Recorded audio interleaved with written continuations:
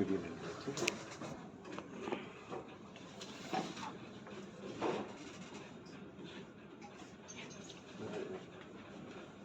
Thank you, Professor Jagdish ma'am, chair of this technical session. मैं थोड़ा late से आया, तो I pick 3 points out of all presenters. पहले ये कि जो some person from Fatehpur he was talking about कि पलायन न हो और अपने लोकल लेवल पे ही इंडस्ट्री चले, एम्प्लॉयमेंट हो गए।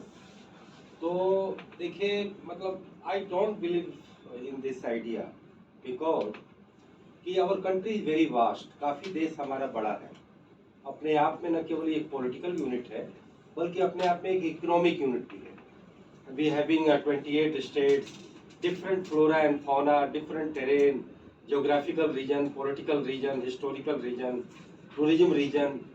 Some area has advantage in something and some area has advantage in another thing.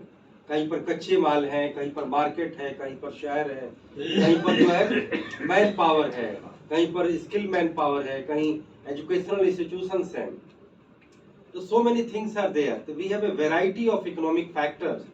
तो ये हम कोई एक लोकल नेशनलिज्म जो हम लोग ले लेते हैं कि हमारे बिहार का लेबर यहीं पर हो, यहीं रोजगार मिले, या डिस्ट्रिक्ट वाइज में जाए तो हमारे फतेहपुर के लोग जो है यहाँ न जाएं। मुझे लगता है कि mobility of labour is one of the most prominent factor of economic production. Yes sir. कि लेबर की गतिशीलता कितनी ज्यादा है। मुझे लगता है कि पूरे देश में अगर कहीं का कच्चा माल कहीं जाए, कहीं का लेबर जहाँ सरप्लस है वो डिफिसिट एरिया में जाए, कहीं का जो है ओवर प्रोडक्शन जहाँ हो रहा है वो डेफिसिट मार्केट एरिया में जाए, और यही होता है, जनरल फेनोमेना यही है।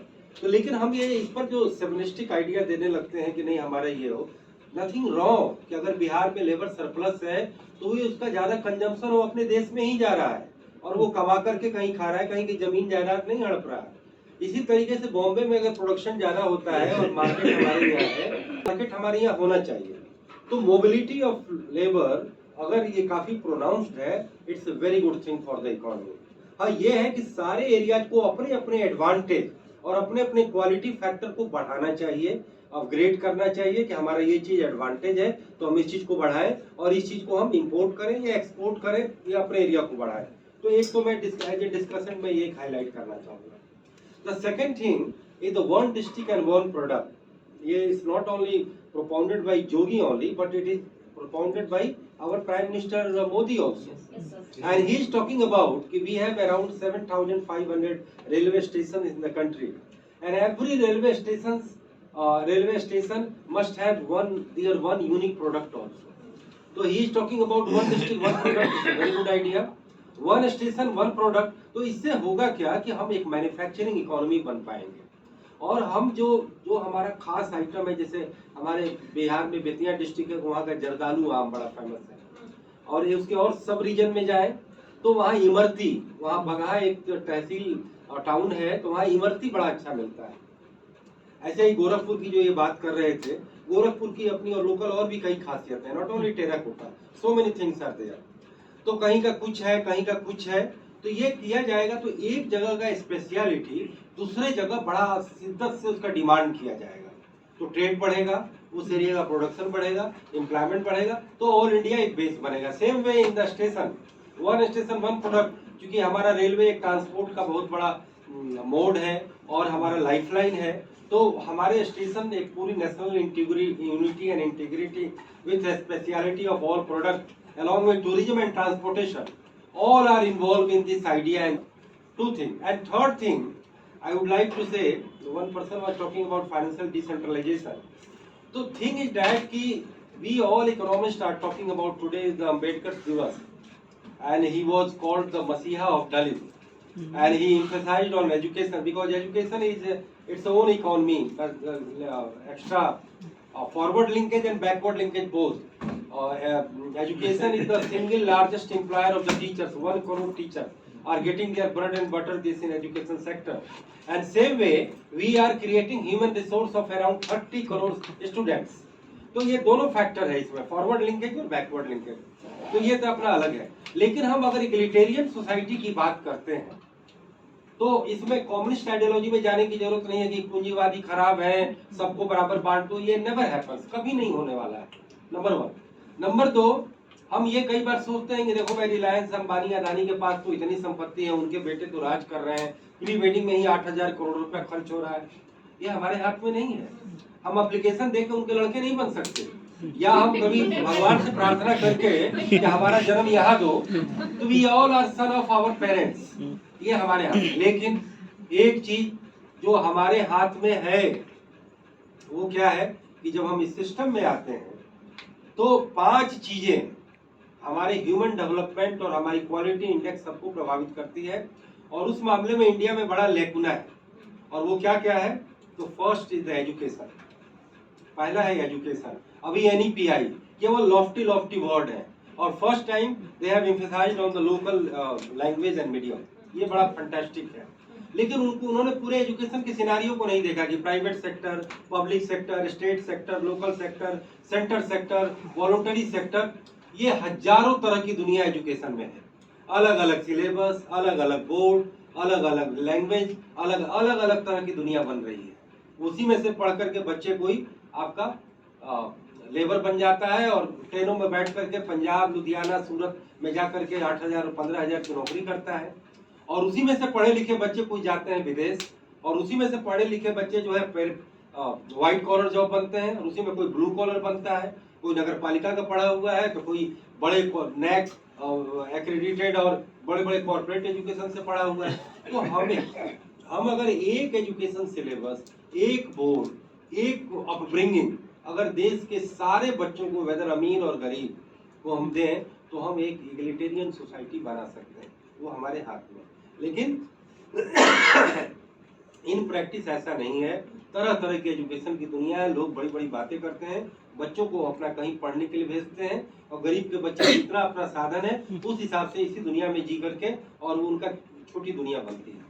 सेकंड है एजुकेशन की तरह हेल्थ में भी कंपार्टमेंट्स कई है, तरह तरह की दुनिया है, तरह तरह का जो है अलग अलग, क्योंकि हमने रिफॉर्म किया ही नहीं, हमने रेगुलेटर बनाया ही नहीं। जैसे पब्लिक और प्राइवेट दोनों में प्रेजेंस है, एजुकेशन और हेल्थ में रेगुलेटर होता तो हम उनकी दरें तय करते, जैसे टेलीकॉम में होता है, और दरें तय करते तो एक क्रांति आ जाती। एजुकेशन और हेल्थ में 3 टायर रेगुलेटर, क्योंकि स्टेट डिस्ट्रिक्ट लेवल पर भी, क्योंकि टेलीकॉम का रेगुलेटर एक है सेंटर का, बिजली में 2 है, स्टेट और सेंटर, लेकिन एजुकेशन और हेल्थ में डिस्ट्रिक्ट, स्टेट और सेंटर 3 टायर हो, और तीनों लोग मिलकर के एक लेवल प्लेइंग फील्ड दें, प्राइवेट प्लेयर और पब्लिक प्लेयर को, तो आपका इलाज प्राइवेट हॉस्पिटल में भी जो हजारों रुपया खर्च करके करते हैं, आपका 100-150 में हो जाएगा। मैं एग्जांपल रोल मॉडल में बताता हूँ।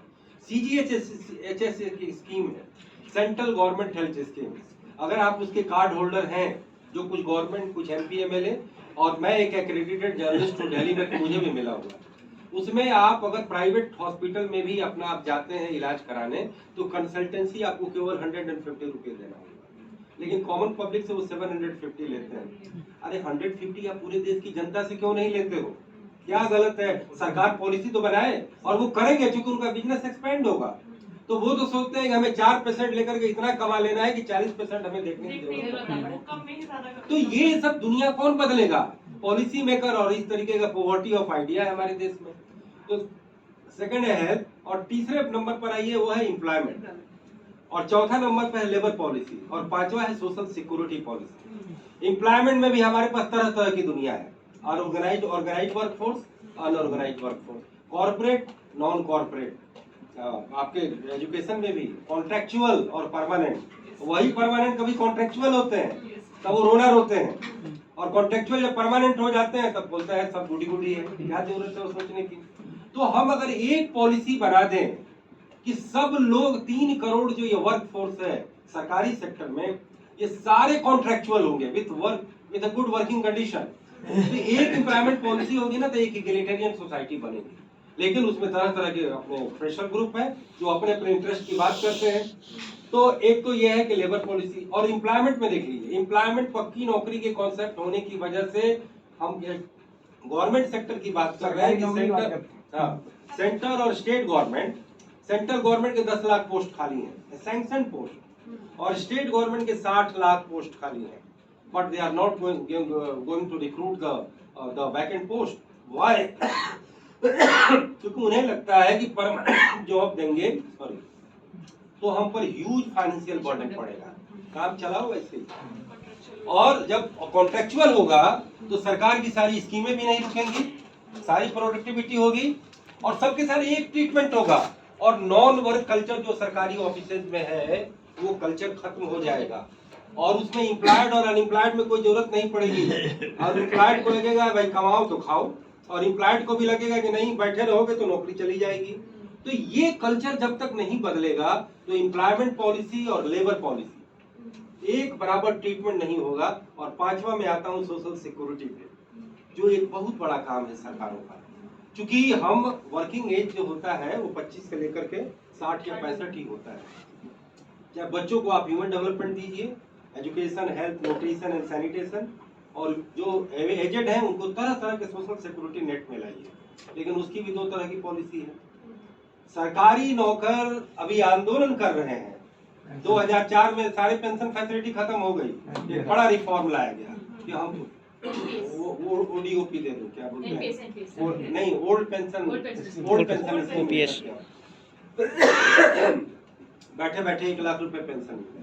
और देश के 80% विडोवर और एजेड को 400 रुपए पेंशन नहीं मिलता, 400 रुपए पर मंथ, और वो भी टाइम से नहीं मिलता। तो हम कितनी असमानता मूलक हमारी सिस्टम है। हम रोना रोते हैं ना कि ये नहीं वो नहीं, सब फालतू बातें हैं। ये 5 चीज में अगर रिफॉर्म ला दीजिए तो हमारा देश एक समता मूलक समाज बनेगा। आज नहीं बनेगा लेकिन अगले 25 साल में इसका अंतर आएगा और तब गवर्नेंस, अवसर की समानता, लोक कल्याणकारी राज्य और सबके बराबर एक ट्रीटमेंट। तो हमारी अलग अलग दुनिया है। आरक्षण की नीति लाते हैं, एम्पावरमेंट की बात नहीं करते हैं। हम जो है आरक्षण की बात करते हैं, अवसर देने की बात नहीं करते, विशेष अवसर देने की बात नहीं करते। तो इक्वालिटी ऑफ अपॉर्चुनिटी और दूसरा ये 5 लेवल पे जो पॉलिसी, ये जब तक चेंज नहीं होगा हमारे देश में कोई भी ड्रास्टिक चेंज नहीं आने वाला है। बस इसी नोट के साथ मैं अपना डिस्कशन कर दूंगा।